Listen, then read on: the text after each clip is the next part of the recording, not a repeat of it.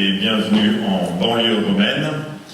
Je me présente brièvement. Je viens d'une famille franco-américaine, plutôt portée sur les arts et les lettres. Je suis jésuite depuis l'an 2000 et prêtre depuis 7 ans. Et depuis 2014, j'enseigne donc la théologie fondamentale à l'Université pontificale grégorienne à Rome, après avoir travaillé avec le Père Boedek pendant 4 ans à l'église Saint-Ignace à Paris et avoir été doctorant du Père Michel Fédoux au Centre Sèvres, faculté jésuite de Paris. Comme l'a dit le Père Sevé, ma recherche en théologie porte notamment sur le lien entre foi et imagination. Et enfin, outre l'enseignement, on vient de me confier la responsabilité de 360 étudiants en provenance du monde entier qui commencent la théologie à la grégorienne. Cette nouvelle fonction de modérateur du premier cycle me permet d'écouter les problèmes des élèves, de nos étudiants, d'imaginer des solutions, de discerner puis de décider ce qui serait bon à la fois pour nos étudiants et pour notre université. Bref, c'est une belle occasion de m'essayer comme jésuite à l'art difficile de gouverner. Imaginer, discerner, décider, gouverner, ces 4 verbes forment le titre de ma conférence au sein du parcours que vous avez choisi, l'art jésuite de gouverner. Une slide plus loin, Pascal. Voilà. Mon apport sera sans doute bien différent de celui que vous fera demain le Père Antoine Kéruel au sujet de nos congrégations générales, lui qui est désormais secrétaire de la Compagnie de Jésus, après avoir été longtemps assistant d'Europe occidentale et conseiller du Père général, et avant cela en France, supérieur local, puis vice-provincial. Moi, je n'ai rien écrit de tout cela, donc mon expérience de gouvernement est très modeste à côté de la sienne. Cependant, comme ma recherche théologique m'a conduit du côté de l'imagination, qui est, à mon avis, un pilier de l'art jésuite de gouverner, c'est pour cela que le Père Sevé m'a invité à vous parler ce matin. Et justement, pour vous faire entrer dans le vif du sujet, je voudrais éveiller votre imagination par quelques brefs exercices. Premier exercice d'imagination, l'art de gouverner jésuite. Comment est-ce que vous vous représentez mentalement l'exercice du pouvoir par les jésuites? Est-ce que, si on dit l'art jésuite de gouverner, vous imaginez notre Père général au fond d'un grand fauteuil dans son bureau romain, entouré d'écrans, appuyant sur des boutons pour actionner tel ou tel jésuite de par le monde, docile comme un cadavre? Ou songez-vous plutôt à la direction d'un grand collège en France, par un directeur jésuite ou une personne laïque à qui la compagnie a confié la direction de l'établissement scolaire? Est-ce que l'art jésuite de gouverner évoque en vous des images plus anciennes et plus sombres? Cette célèbre caricature d'un journal anticlérical au XIXe siècle, croquant un jésuite ensoutané aux doigts crochus, penché sur un globe terrestre qu'il contrôle et terrorise. Caricature d'ailleurs reprise, à peine modifiée, pour l'exposition antisémite « Le Juif et la France » organisée par Vichy en 1941. Ou bien alors, beaucoup plus récent et bien plus lumineux comme image, est-ce que l'art jésuite de gouverner évoque désormais pour vous un homme en soutane blanche qui vit et travaille non loin d'ici, venu, il nous l'a dit lui-même, de l'autre bout du monde, et qui ne cesse de nous surprendre? Quel est votre imaginaire quand vous entendez l'art jésuite de gouverner? Est-ce un imaginaire fixe ou une imagination mobile et dynamique? Est-ce bon ou sombre, confiant ou méfiant? Deuxième exercice d'imagination, l'étymologie du verbe gouverner. D'où vient le verbe français gouverner, du latin gubernare, lui-même calque du grec kubernao. Que signifie ce dernier? Kubernao signifie d'abord, au sens propre, conduire un bateau, piloter. Le mot français gouvernail dérive de la même racine. Au sens figuré, ensuite, kubernao signifie guider, gouverner, diriger un groupe. On le trouve dans la première aux Corinthiens, par exemple. Curiosité lexicale pour finir, Le mot cybernétique, inventé en 1834 par le physicien français Ampère, vient aussi du même verbe grec. À l'origine, chez Ampère, il signifie l'art de gouverner les hommes. Le mot a été réinventé en 1947 par un mathématicien américain, Norbert Wiener, qui lui a donné un nouveau sens, théorie de la commande et de la communication, aussi bien chez l'animal que dans la machine. Or, grâce à la science-fiction, le préfixe cyber renvoie maintenant à des objets aussi différents que le cyborg, le cyberespace ou encore les cybercafés. On est bien loin du gouvernail. Donc si vous retrouvez un jésuite un peu robotique rivé à son écran dans un cybercafé, n'est-il pas en train d'exercer de façon sournoise et jésuitique son art de gouverner le monde? Vous voyez qu'il y a là des moyens de faire jouer puissamment l'imagination et de l'utiliser soit pour le bien, en ouvrant des possibles dans le réel, soit pour le mal, en figeant l'imagination dans des imaginaires stériles, fixistes et irréels. Du coup, si l'imagination peut porter à enfermer les gens dans des caricatures, a-t-on raison de s'en inspirer pour gouverner?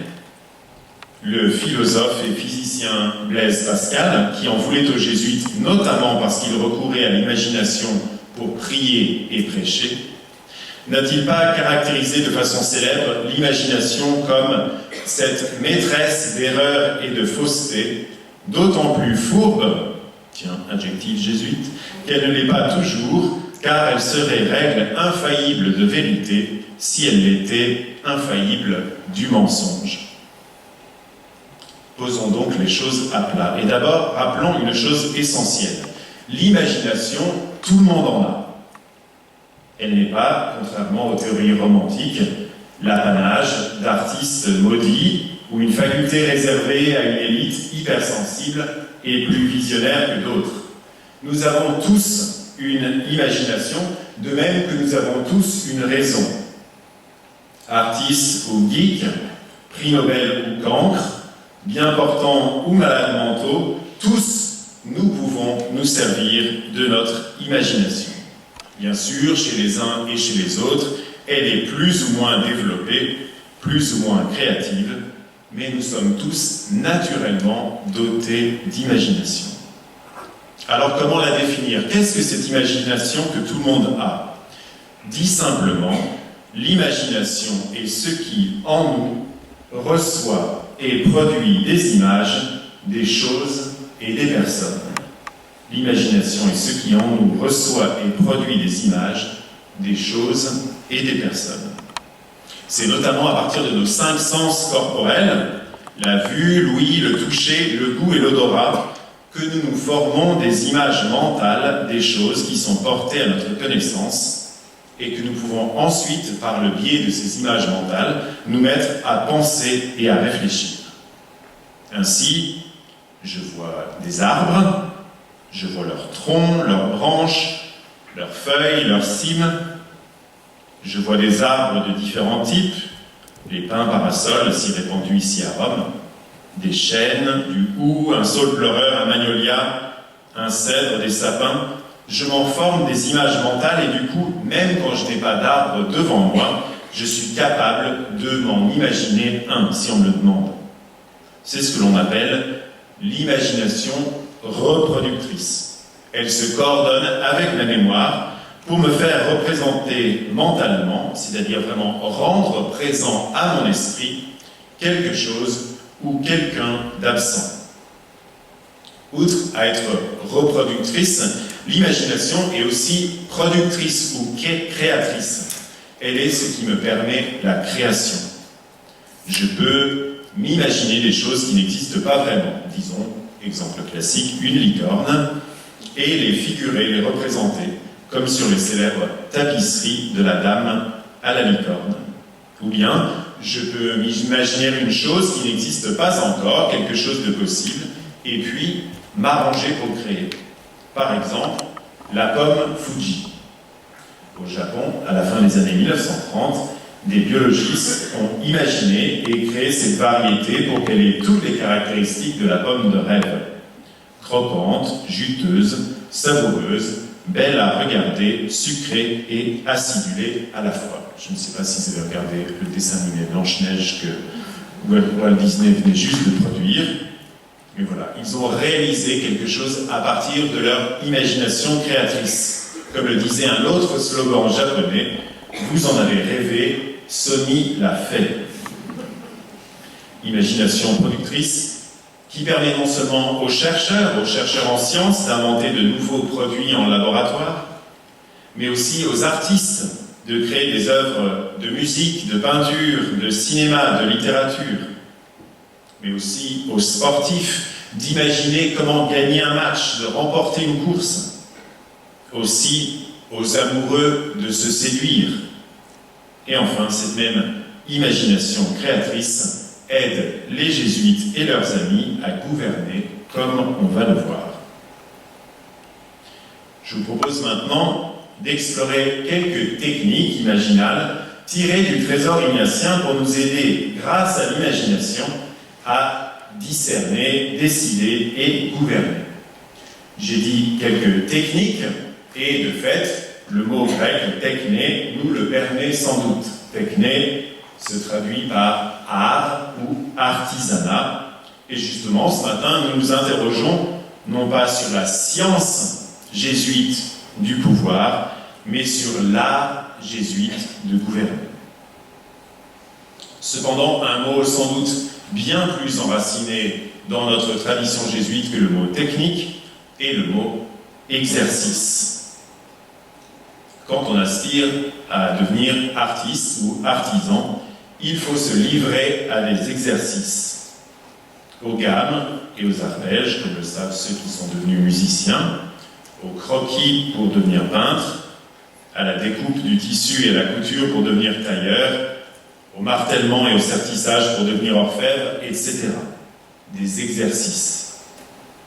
Et pour devenir des chrétiens décidés et responsables, Saint Ignace de Loyola, vous le savez bien, nous propose de faire des exercices spirituels, ceux qui sont contenus dans ce petit livret. Et c'est sans doute ces exercices spirituels qui fondent l'art jésuite de gouverner. Ils sont enracinés dans une grande et subtile connaissance de l'âme humaine, et dans l'art de savoir comment Dieu se communique à nous, notamment, mais pas uniquement, à travers la Sainte Écriture, et très très souvent à travers notre imagination. Alors quels sont quelques-uns de ces exercices typiquement jésuites, ignatiens, qui stimulent notre imagination pour nous aider à discerner, à décider et à gouverner? Je vous en propose quelques-uns. Sans doute, si vous demandez à n'importe quel jésuite dans la salle, il vous en donnera d'autres. Vous en connaissez et en pratiquez sans doute beaucoup d'entre eux depuis longtemps. Donc visite ou revisite ce matin de quelques exercices de gouvernement. Premier exercice, celui qui consiste à faire advenir une adéquation entre la fin et les moyens. Commençons par le texte ignatien qui s'y prête sans doute le mieux, le numéro 23 des exercices spirituels intitulé en traduction française « Principes et fondements ». Juste pour savoir combien d'entre vous ici ont entendu parler du principe et fondement. Il faut qu'on travaille plus, je vais vous en dire maintenant un peu davantage. Voilà, le langage que je vais vous lire de ce texte va sans doute vous paraître un peu daté, mais le contenu est d'importance radicale, fondamentale, pour toute personne qui boit à la source de la spiritualité ignatienne. 23, donc numéro 23 des exercices spirituels, principes et fondements. L'homme est créé pour louer, révérer et servir Dieu notre Seigneur, et par là sauver son âme. Et les autres choses sur la face de la terre sont créées pour l'homme, et pour l'aider dans la poursuite de la fin pour laquelle il est créé. D'où il suit que l'homme doit user de ces choses dans la mesure où elles aident pour sa fin, et qu'il doit s'en dégager dans la mesure où elles sont pour lui un obstacle à cette fin. Pour cela, il est nécessaire de nous rendre indifférents à toutes les choses créées, en tout ce qui est laissé à la liberté de notre libre arbitre et ne lui est pas défendu. De telle manière que nous ne voulions pas, pour notre part, davantage la santé que la maladie, la richesse que la pauvreté, l'honneur que le déshonneur, une vie longue qu'une vie courte, et ainsi de suite pour tout le reste, mais que nous désirions et choisissions uniquement ce qui nous conduit davantage à la fin pour laquelle nous sommes créés. Texte dense, compliqué sans doute au premier abord, difficile d'accès pour des hommes et femmes du XXIe siècle. À titre personnel, il m'a fallu 1 an et demi après mon entrée au noviciat pour accepter les prémices de ce texte. Pendant 1 an et demi, j'étais contre. Voilà, donc il faut du temps. Mais ce texte est la clé qui ouvre la porte des exercices spirituels de saint Ignace. On ne peut pas entrer dans la compréhension, dans l'explication de l'art jésuite du gouvernement sans s'attarder sur ce principe et fondement. Quelle notion saillante s'en dégage? Tout d'abord, la célèbre distinction ignatienne entre la fin et les moyens. Vous le voyez, selon la vision d'Ignace, tout être humain est créé pour une fin particulière. C'est le texte qui apparaît, non pas encore cette slide-là, mais c'est en rouge, vous ne voyez peut-être pas très bien le bordeaux. Voilà, c'est dans la première ligne. L'homme est créé pour louer, révérer, servir Dieu notre Seigneur et par là sauver son âme. Voilà, selon saint Ignace, la finalité, le but pour lequel nous sommes créés. On pourrait sans doute le tourner de façon contemporaine, aimer et être aimé en toute liberté. Là, on peut mettre là. Voilà la fin pour laquelle nous sommes tous créés, selon saint Ignace. Moi, j'ai du mal à accepter cette formule parce que je pensais que c'était un postulat a priori. Au bout d'un certain temps de fréquentation de cette formule, on se rend compte qu'en fait, c'est une très grande connaissance de l'âme humaine, du corps aussi, qu'a saint Ignace, et qui lui permet de poser cette hypothèse au début des exercices spirituels. Au regard de cette finalité, tout le reste de ce qui est à notre portée, ce qui apparaît maintenant en rouge, absolument tout est de l'ordre du moyen pour arriver à cette fin. Attention, Ignace ne dit pas au sens où on l'entend habituellement, la fin justifie les moyens. Les moyens que tout bon chrétien doit utiliser doivent être des moyens licites, sans péché. Mais l'idée, c'est lorsque on est créé pour aimer et être aimé en toute liberté, tout ce qui conduit à cet amour reçu et donné est bon. Sans doute cela heurte-t-il nos sensibilités bourgeoises et modernes, mais pourvu que l'on soit aimé et que l'on puisse aimer, que nous importe, au fond, d'avoir santé plutôt que maladie, richesse que pauvreté, honneur que déshonneur, vie longue que vie courte, et ainsi de suite. En tout cela, nous dit Ignace, nous devons être indifférents. À nouveau, attention à ne pas se méprendre sur le sens de ce mot indifférent, la fameuse indifférence ignatienne. Il y a un très bel article du théologien jésuite allemand, Karl Rahner, qui explique bien ce qu'est l'indifférence ignatienne et un risque qu'on court en y pensant. Il ne s'agit pas d'une indifférence de mort, une indifférence nihiliste du genre « peu m'importe, de toute façon rien ne vaut la peine, tout est nul, alors un truc ou l'autre, je suis indifférent ». Au contraire, l'indifférence ignatienne est une indifférence d'amour. Si je peux aimer et être aimé librement en suivant telle voie ou telle autre, ou encore telle autre, la joie l'emporte.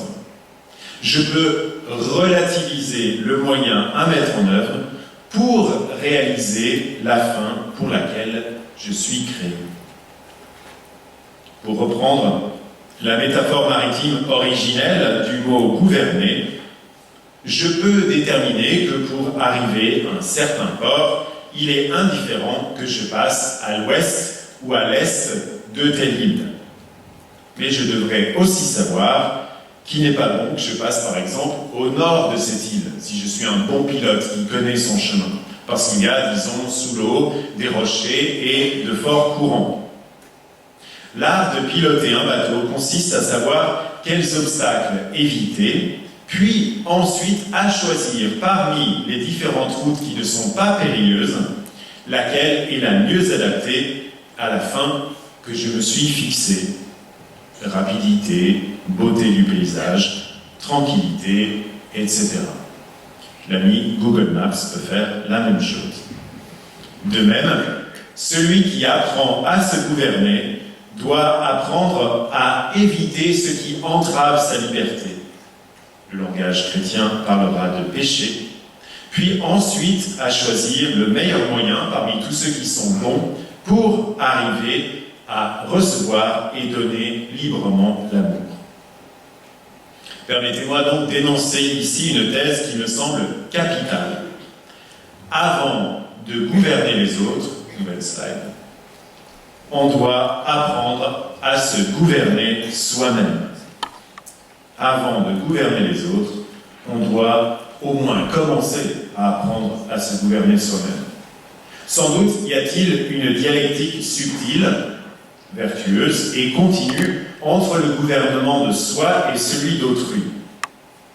En exerçant des responsabilités pour d'autres, on apprend davantage sur soi-même et on se maîtrise mieux. Tous les confesseurs le savent, quand vous commencez à écouter les confessions après l'ordination presbytérale, vous entendez des gens avec des âmes tellement pures, vous dites, ils confessent ça, mais j'ai même jamais pensé à le confesser. Voilà. En gouvernant, en rendant ce service de confession aux autres, on devient soi-même un meilleur chrétien. En se gouvernant soi-même, on apprend à gouverner les autres. Il faut d'abord parfaire ses propres vertus avec la grâce de Dieu, avant de s'embarquer pour réformer les vertus d'autrui. C'est pas toujours évident. Quand j'étais novice, j'étais envoyé en expériment long à Saint-Étienne, et le téléphone sonne un jour, je décroche, et une dame me dit « Je veux donner les exercices spirituels ». Je dis « C'est une très bonne idée. Avec qui est-ce que vous avez appris à les faire ?» Elle me dit « Ah non, mais ça ne m'intéresse pas de les faire, je veux les donner. » Donc j'ai dû lui expliquer que ce n'était pas comme ça que ça se passait. Voilà. Il y a une transmission d'un savoir-faire, d'un savoir qui se manifeste aussi dans la façon de se gouverner. Ainsi, si j'apprends à adapter les moyens que j'emploie pour moi, selon la sainte indifférence que nous propose Ignace, alors je serai en grade d'adapter ces moyens pour un corps social, pour un groupe d'hommes et de femmes qui entreprennent un projet ensemble. Plus je distingue clairement pour moi entre la fin et les moyens, plus j'acquiers pour moi la joie qui vient de la véritable indifférence d'amour, et plus je serai apte à gouverner d'autres. Les cyniques, dont je suis hélas trop souvent, rétorqueront qu'à voir ceux et celles qui nous gouvernent, la sainte indifférence et l'amour ne sont pas toujours aux rênes du pouvoir. Certes, mais ici, nous étudions ce que devrait être l'art jésuite de gouverner, pas la science mondaine du pouvoir. Ceux qui veulent s'instruire sur les 48 lois pour obtenir le pouvoir selon la mondanité peuvent lire cet ouvrage de Robert Greene, un best-seller. Ils seront peut-être surpris d'y trouver des maximes baroques du jésuite espagnol Baltasar Gracián qui explique comment s'en tirer quand on vit à la cour. Mais ici, ce matin, nous ne cherchons pas à savoir à vivre et gouverner de façon mondaine, nous cherchons comment gouverner selon l'amour. Et pour ce faire, il faut pouvoir s'imaginer la fin que l'on souhaite atteindre et discerner par quels moyens licites on peut y arriver. Or, si l'on est un tant soit peu honnête vis-à-vis de soi-même, quand on s'embarque dans la recherche des moyens à mettre en œuvre, on va très vite reconnaître qu'on est bien loin de la sainte indifférence d'amour. Un examen même bref de l'ambiguïté de nos motivations nous montre que nous ne jouissons pas encore d'une liberté pleine et entière dans notre réflexion et dans notre action. Trop souvent, nous sommes entravés par ce que saint Ignace lui-même appelle des attachements désordonnés. Voyons maintenant cela de plus près. Le titre intégral des exercices de saint Ignace se lit au numéro 21, « Exercice spirituel pour se vaincre soi-même et ordonner sa vie sans se décider par aucun attachement qui soit désordonné. » En effet, saint Ignace, comme bien d'autres avant et après lui, a pris conscience que pour mettre de l'ordre dans sa vie, pour atteindre la fin pour laquelle il était créé, il lui fallait vivre dans une liberté toujours plus grande. Et le premier pas pour aller vers la liberté, c'est de reconnaître à quel point on en manque. Ceux d'entre vous qui ont lu la Divine Comédie de Dante se rappellent peut-être cette métaphore frappante. Au purgatoire, les colériques sont plongés dans une nuée épaisse qui les aveugle complètement. Ils se sont attachés pendant leur vie sur terre à tellement de choses de façon désordonnée, leur honneur, leur amour-propre, leur confort, que la colère les a aveuglés. Ils ont pris souvent, trop souvent, de mauvaises décisions sous l'empire de l'exaspération. Ils n'étaient pas libres de percevoir le réel, de s'imaginer des changements d'eux-mêmes ou d'autres. Ils n'étaient pas libres de se gouverner. Combien d'entre nous prennent de mauvaises décisions sous l'emprise d'attachements désordonnés? Aujourd'hui, on parlerait sans doute plus d'addiction et à bon droit. Nous sommes tant à souffrir d'addictions grandes ou petites, matérielles ou spirituelles, qui entravent notre liberté, faussent notre discernement et grèvent nos décisions. Or, dès qu'on s'aperçoit d'une telle entrave, d'un tel attachement désordonné, il faut, nous dit saint Ignace, je cite, « former le propos de se garder avec soin de ce péché particulier ou du défaut dont on veut se corriger ou s'amender. » Ignace détaille le moyen, l'exercice pour y parvenir au numéro 24 des exercices spirituels. C'est ce qu'il appelle l'examen particulier et quotidien. 2 fois par jour, suggère-t-il, il convient de se poser, prendre un petit temps de récollection, de prière, pour s'examiner sur un point faible qui nous empêche d'agir librement. Évidemment, c'est comme les résolutions de Nouvel An, il ne s'agit pas de chercher à nous corriger de tous nos défauts à la fois, il ne s'agit pas non plus de devenir scrupuleux, ce qui peut être un risque avec l'examen particulier. Le but, c'est vraiment, si je me rends compte que la peur, ou la méfiance, ou la colère, la cupidité, l'orgueil, la vaine-gloire, la paresse, la luxure, ou que sais-je encore, m'empêchent de bien me gouverner, je dois m'empresser de m'en libérer, avec la grâce de Dieu. Il faut vouloir s'en libérer, et il faut s'examiner pour voir à quel point l'on est entravé. Ici encore, il s'agit donc de faire un travail sur notre imagination. Au fond, être esclave d'un attachement désordonné, c'est mal employer mon imagination. C'est me mettre en dehors du réel. C'est m'empêcher de voir toutes les facettes d'un problème. Si ce qui me guide, c'est la peur, la débauche, l'appât du gain, etc., alors je ne suis pas libre ni de percevoir, ni de décider. Je ne suis pas en mesure de me gouverner et encore moins de gouverner autrui. Il faut donc rééduquer mon imagination pour la mener à être plus sereine, plus libre, plus prompte désormais à aimer et être aimé. À quoi sert de me livrer à l'exercice de l'examen particulier? À me rendre compte combien je manque encore de liberté et à lutter pour me défaire d'une entrave particulière. En parallèle, d'autres exercices ignatiens peuvent m'aider à reformater mon imagination pour l'orienter vers l'amour véritable et la liberté.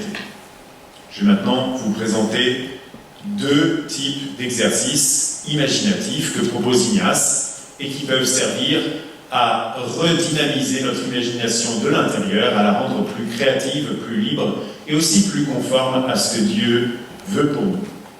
Premier exercice, ce sera un exercice spécifique, la distribution d'aumônes, et l'autre plus générique, la lecture, la prière de récits. Un cas particulier, donc, celui du ministère de donner des aumônes. De façon un peu étonnante, peut-être, à la fin du livret des exercices spirituels, saint Ignace inclut un certain nombre de règles pratiques qui servent à mieux vivre les exercices. Les deux premières séries de règles concernent ce qu'Ignace appelle le discernement des esprits. En bref, il s'agit d'aider la personne qui fait les exercices à comprendre ce qui la traverse, s'il traverse son corps, son âme et son esprit. Chaque personne qui prie est traversée par des souffles spirituels, des esprits plus ou moins forts, bons ou mauvais, portant plus de joie ou plus de tristesse. Savoir lire et interpréter ces esprits, c'est pouvoir mieux discerner. Je vous donne deux petits exemples et puis on passe aux règles sur les aumônes. Par exemple, dit Ignace, lorsqu'on est plongé dans la confusion spirituelle, on ne change surtout pas de cap. On ne revient pas sur la décision qu'on a prise par temps de paix. Et lorsqu'au contraire, on est dans la lumière spirituelle, on n'en tire surtout pas orgueil, on en tire plutôt prudence et force pour l'avenir. Venons-en à la série de règles qui suit les règles qui s'appliquent au discernement.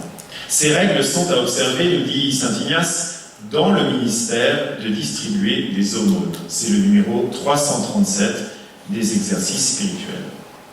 Or, ces règles hautement imaginatives, comme vous allez le voir, peuvent servir de modèle pour discerner et prendre des décisions dans bien d'autres domaines de la vie concrète, d'autres domaines que celui de donner son argent ou ses biens à autrui. On va prendre le temps de lire le texte pour voir à quel point Ignace aide à guider l'imagination de ceux qui veulent aller de bien en mieux. La première règle, 338, donc des exercices. Si je fais la distribution de mes biens à des parents ou à des amis ou à des personnes pour lesquelles j'ai de l'attachement, je devrais regarder 4 choses. La première est que cet amour qui me meut et me fait donner l'aumône descende d'en haut, de l'amour de Dieu notre Seigneur, de sorte que je sente d'abord en moi que l'amour plus ou moins grand que j'ai pour ces personnes est pour Dieu, et que Dieu transparaisse dans le motif pour lequel je les aime davantage.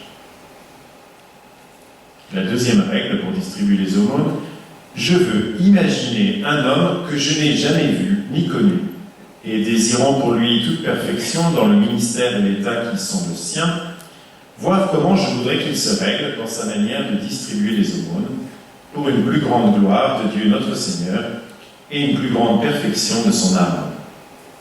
Et moi, faisant ainsi, ni plus ni moins, j'observerai la règle et la norme que je voudrais pour cet autre et que je juge être la meilleure. Donc une projection en s'imaginant être quelqu'un d'autre à qui on souhaite tout le bien du monde possible. Troisième règle, et donc nouvel exercice imaginatif, je veux considérer comme si j'étais à l'article de la mort la forme et la norme que je voudrais alors avoir subies dans la charge de mon administration. Me réglant sur elles, je les observerai dans chacun des actes de mes distributions. Voilà, typiquement, un exercice qu'on peut transférer à d'autres décisions dans la vie. Vraiment me poser de façon radicale, je suis sur mon lit de mort et je m'imagine reparcourant ma vie et me disant est-ce que je suis fier ou pas d'avoir pris telle décision. 341, la quatrième règle, considérer comment je serai au jour du jugement. Du jugement particulier après la mort. Bien penser comme je voudrais alors avoir rempli cet office et cette charge du ministère est la règle que je voudrais alors avoir suivie, la suivre maintenant. Voilà, nouvel exercice imaginatif, m'imaginer au moment où je serai jugé par Dieu pour mes actions et regarder en arrière à nouveau. Est-ce que je vais choisir d'agir, de donner à telle personne ou telle autre? Cinquième et dernière règle pour la distribution des aumônes. Lorsque quelqu'un sent de l'inclination et d'attachement pour certaines personnes auxquelles il veut distribuer des aumônes, il s'arrêtera et éliminera bien les 4 règles précédentes pour examiner et juger son attachement d'après elle. Et on ne donnera pas l'aumône avant d'avoir, conformément à ces règles, tout à fait écarté et rejeté son attachement désordonné. Voilà, comme vous le voyez, il s'agit au fond une nouvelle fois de lutter contre ces attachements désordonnés. Notez qu'Ignace ne propose pas, par exemple, de lutter contre l'avarice, mais il propose, grâce à des exercices imaginatifs de mise en scène, de grandir en liberté et en sens de la finalité.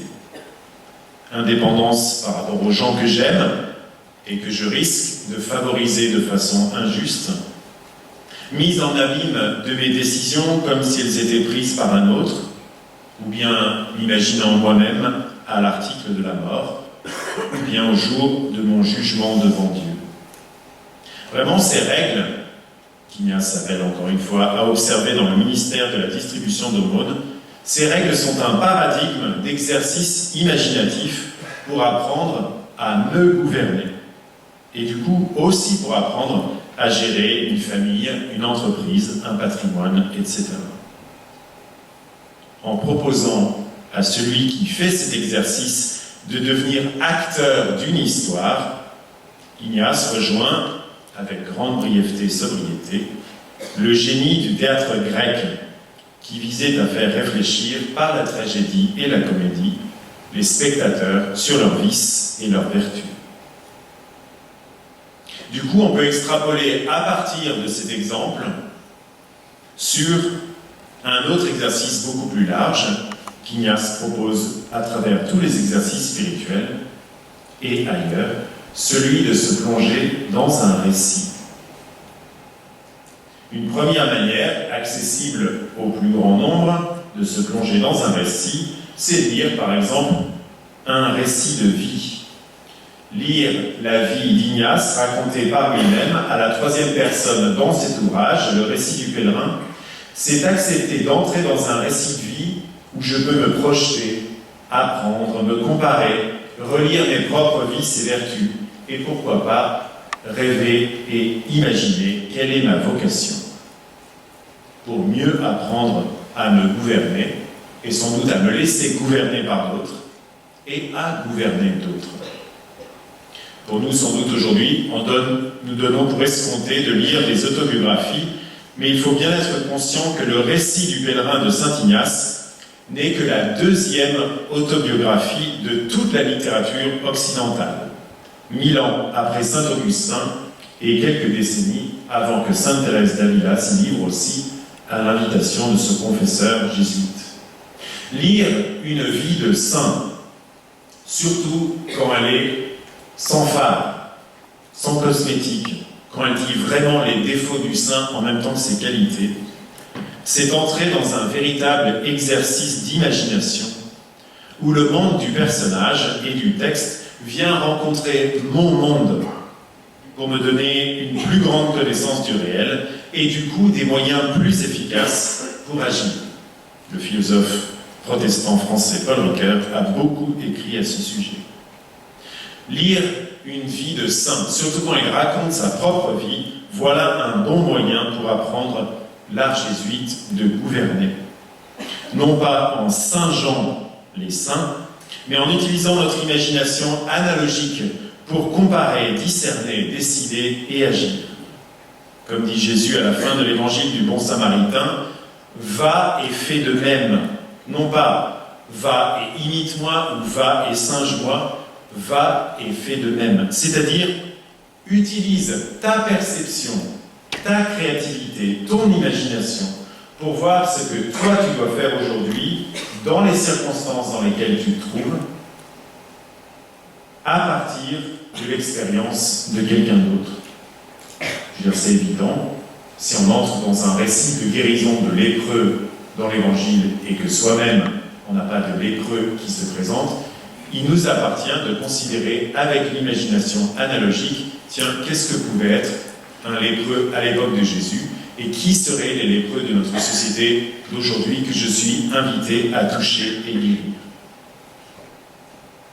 Bien entendu, plus encore que le récit autobiographique, pour saint Ignace, le meilleur texte pour se livrer à cet exercice d'entrer dans le monde du texte, d'entrer dans un récit et me laisser transformer par lui, c'est l'écriture sainte, la Bible. La plupart des temps de prière proposés dans les exercices spirituels ont pour source une histoire tirée de l'Évangile.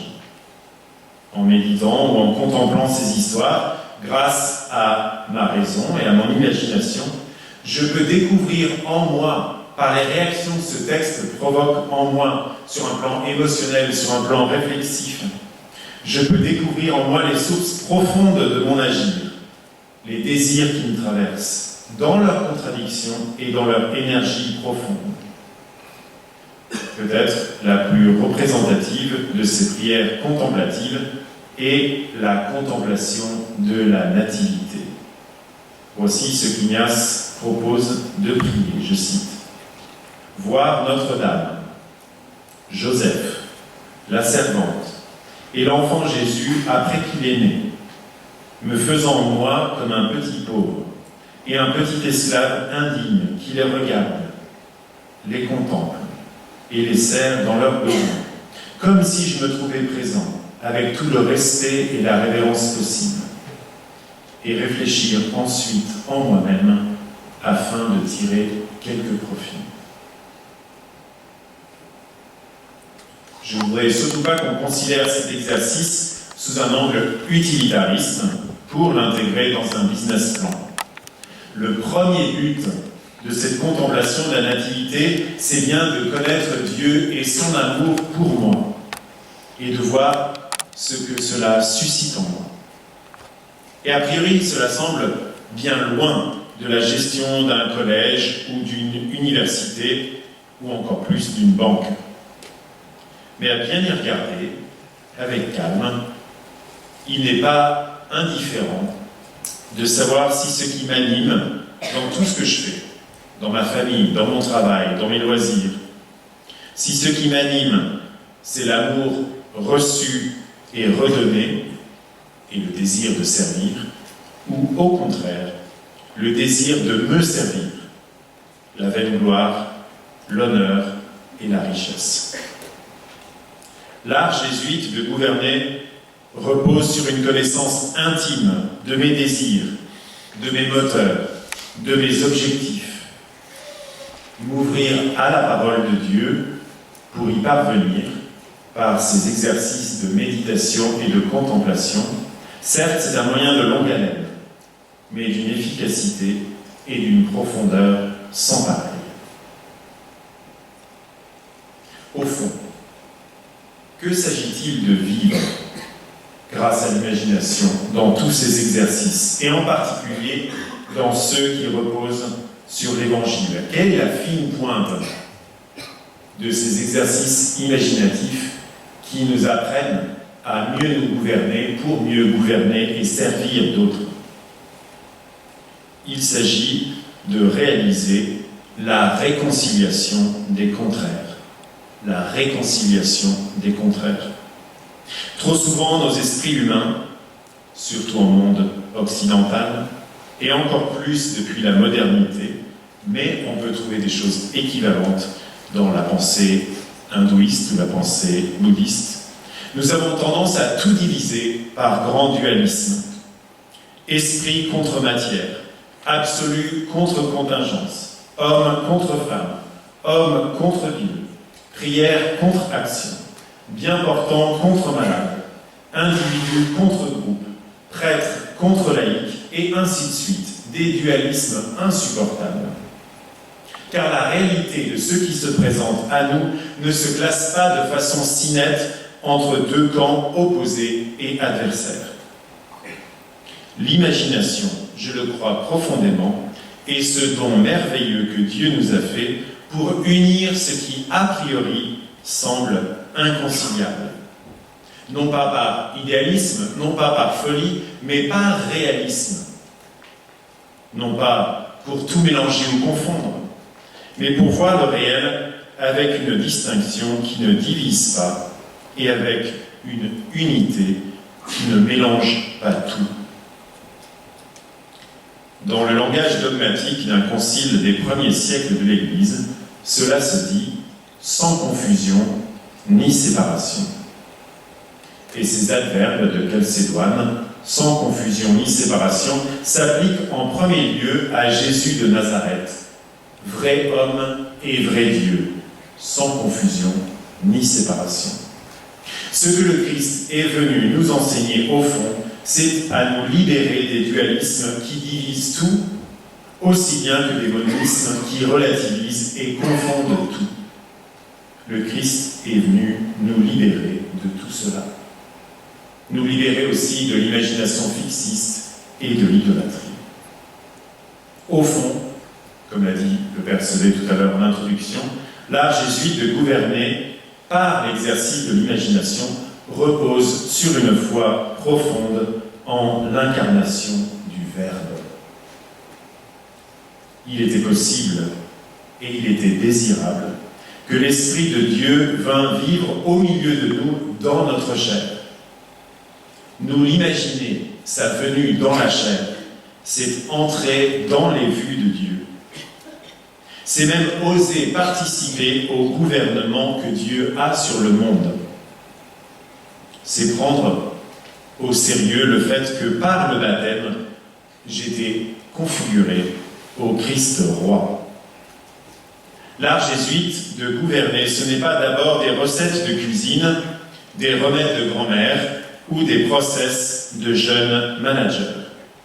Il y a un livre célèbre qui est sorti il y a quelques années aux États-Unis, Heroic Leadership, d'un ex-jésuite. Il a vécu 7 ans dans la compagnie, Chris Larney, et il veut donner des conseils à partir de ce qu'il a appris dans la compagnie, et il dit, pour ne pas choquer les gens, je vais plutôt le vider du contenu religieux. Sans doute, cela a-t-il permis de vendre le livre mieux. Mais au fond, c'est vraiment vidé de sa substance, l'art jésuite de gouverner. Sans le Christ, sans Jésus, il n'y a pas d'art jésuite de gouverner, il n'y a que des trucs. C'est la confiance que Dieu a confiée à l'être humain tout ce qu'il faut pour se gouverner lui-même. Voilà ce qui fonde notre art jésuite de gouverner. Nous avons confiance que Dieu lui-même nous fait confiance pour nous gouverner, pour nous mettre au service des autres, s'il le faut, en exerçant le gouvernement. Voilà ce qui justifie ce paragraphe, et ce sera ma conclusion, ce paragraphe tiré des textes juridiques de la Compagnie de Jésus, élaboré lors de la 31e congrégation générale de la Compagnie de Jésus, qui a eu lieu à la fin du Concile Vatican II, ici à Rome, en 1965-66. Je cite. « À l'exemple du Christ, dont ils tiennent la place, les supérieurs exerceront leur autorité dans un esprit de service, ne voulant pas être servis, mais servir. Le gouvernement dans la compagnie sera toujours spirituel, tel que les supérieurs dirigent leurs compagnons avec une charité pleine de discernement, plutôt que par des lois extérieures. Ils auront conscience devant Dieu de leur propre responsabilité et de l'obligation qu'ils ont de diriger leurs subordonnés comme des fils de Dieu et avec le respect dû à la personne humaine. Leur gouvernement sera fort quand cela est nécessaire, sincère et ouvert. Norme complémentaire 349, décret 17 de la 31e Congrégation générale de la Compagnie de Jésus. Merci pour votre attention.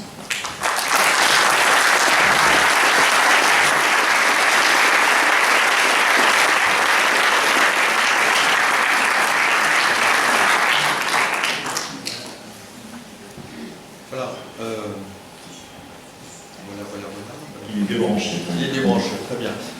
Donc, profitant de l'intervention de Nicolas, est-ce que vous souhaiteriez poser des questions de clarification pour approfondir ou pour éventuellement croiser le fer avec la rhétorique? Voilà. Donc voilà, si vous souhaitez poser des questions, clarifications, et puis pour creuser un certain nombre de dimensions.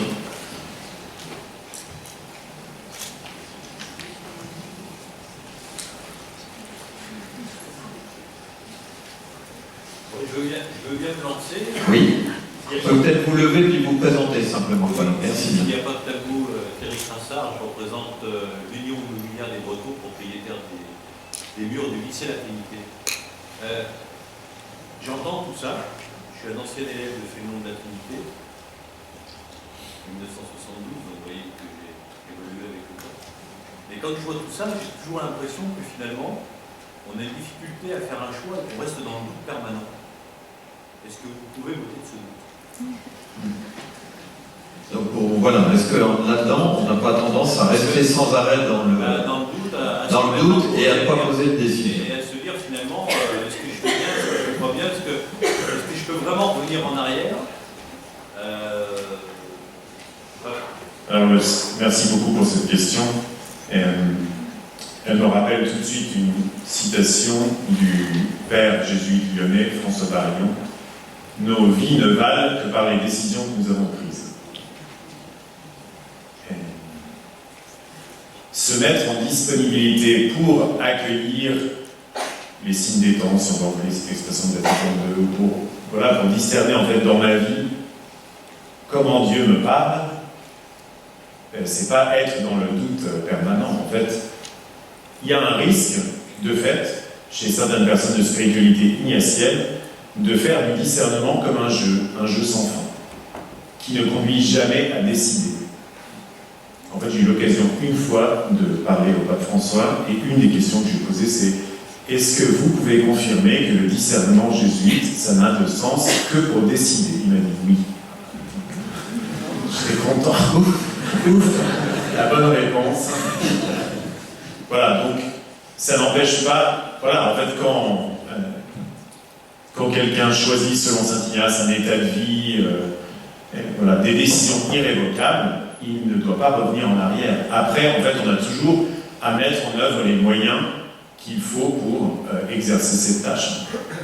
Et décider n'inclut pas que le fait qu'on fonce tête baissée. Chez Ignace, c'est une étape très importante qu'on appelle la confirmation. Quand j'ai pris une décision, j'ai posé un choix, après une décision, est-ce que ça va être confirmé? Et donc, dans les événements, la manière de vivre les événements, il y a quelque chose à laquelle attentif, et ça ne veut pas dire qu'on est une girouette, ni qu'on fonce droit sur les rails.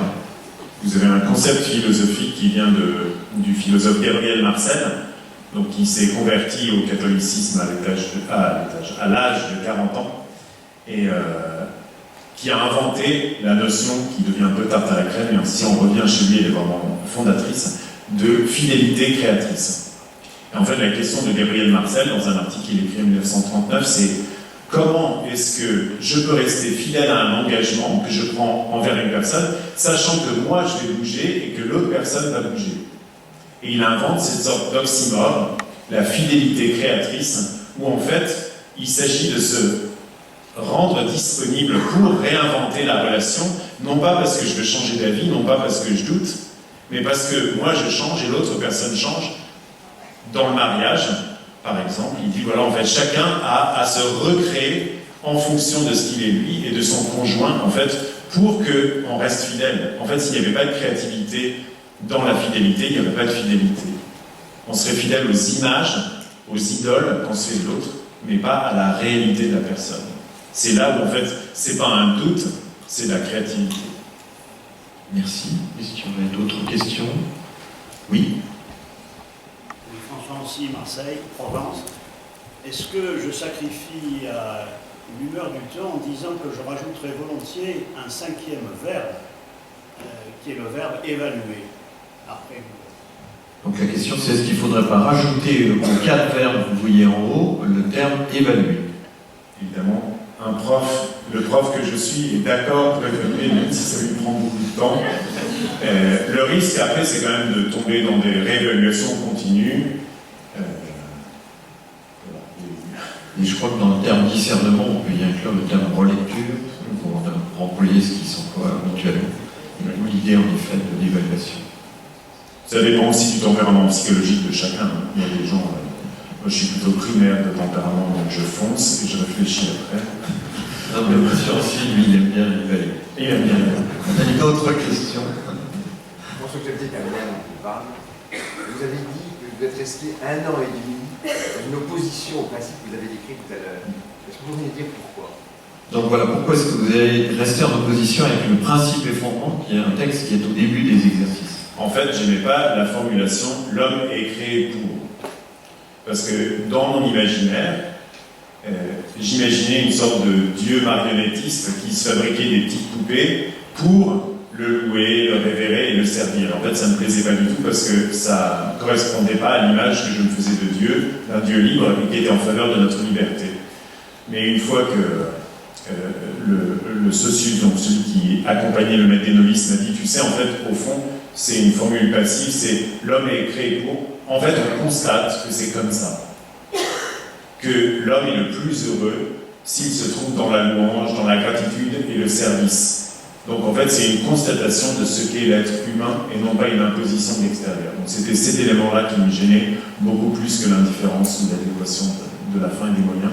C'est une question à laquelle on réfléchit peu aujourd'hui, en fait, la finalité pour laquelle nous sommes créés et pour laquelle on se pense. Et on pourrait dire aussi que c'est une inclusion, c'est-à-dire qu'en fin de compte, c'est l'expérience que l'on fait à la fin des exercices de pouvoir dire ce genre de choses, parce qu'il y a des méditations de la résurrection qui sont dans cette expérience. Et donc Ignace met des mots au début pour fixer justement une finalité, et tout à coup on découvre qu'on peut les dire parce qu'à la fin des exercices, c'est donné dans ce mouvement de la peau.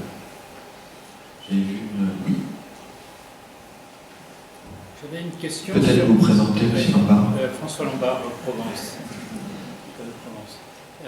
J'avais une question sur le livre de Chris Launay, parce qu'il dit que finalement, il y a eu au départ, dans Heroic Times, il y a eu une prise de risque très forte des premiers jésuites.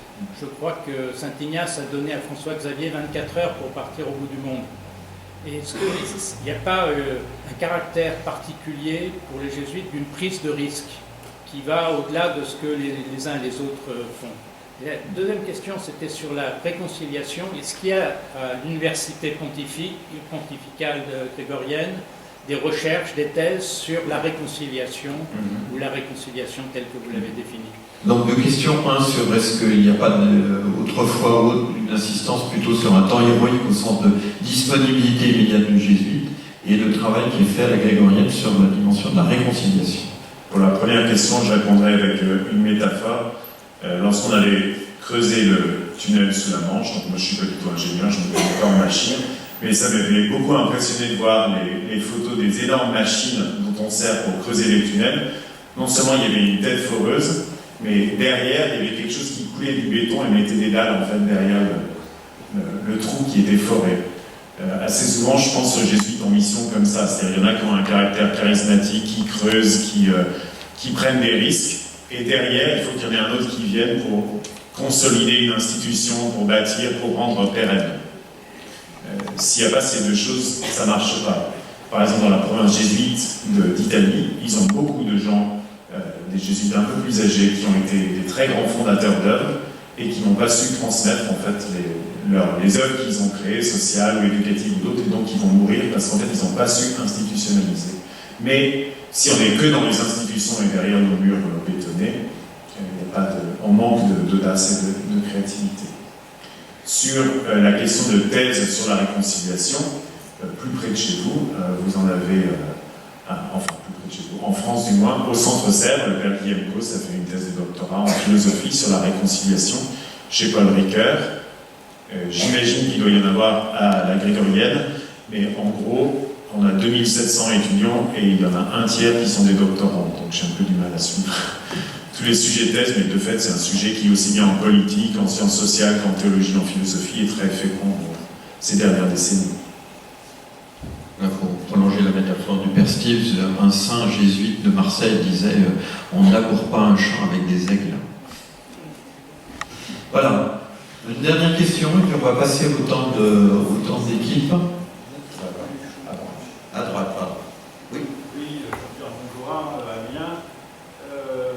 art de gouverner et obéissance, et discernement et obéissance. Oui, une obéissance qui est en fait un gage de la liberté en fait, qu'il y a dans le discernement, et un désir aussi d'écouter davantage par la médiation des supérieurs ou dans la prière, ou ce à quoi je suis appelé, et en fait ce en quoi, en étant plus obéissant, je deviens plus libre. Une des images qui était fréquente dans les maisons jésuites, dans la première compagnie, donc avant 1774, c'était le Christ au lien, donc le Christ avec les mains attachées en fait au prétoire, attendant pour être flagellé, mais qui était vraiment pris comme une image à la fois de l'obéissance et de la liberté. C'est-à-dire c'est souverainement libre qu'il s'est rendu obéissant au Père et à l'humanité.